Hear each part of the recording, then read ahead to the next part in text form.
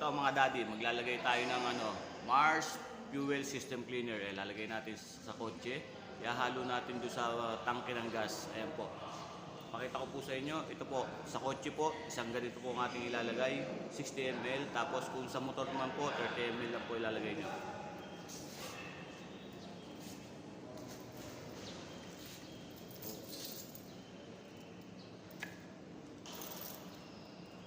Ayan, ihahalo po natin to Mars Fuel System Cleaner.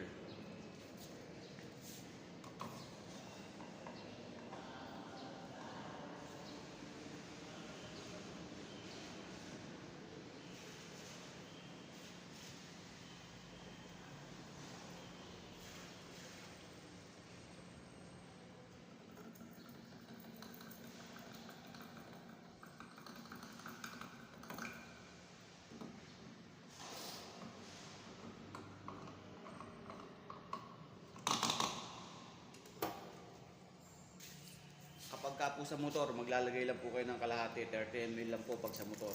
Pag sa kotse po, ito isang bote, 60 ml ang ilalagay nyo po. Kagandahan po dito, nililinis niya po yung mga carbo ng sasakyan, yung ating ignition coil, tsaka yung ating spark plug, nililinis niya po yan.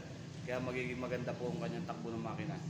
Magiging matipid din po sa gas at magiging maganda po yung hatak ng ating sasakyan, yung hatak po ng makina natin or horsepower. Ayan. Pakicheck nyo lang po sa aking yellow basket, ito pong Mars Fuel System Cleaner. Ayan. Mabibili nyo po ito sa aking yellow basket. Mars Fuel System Cleaner po. Ayan. Thank you.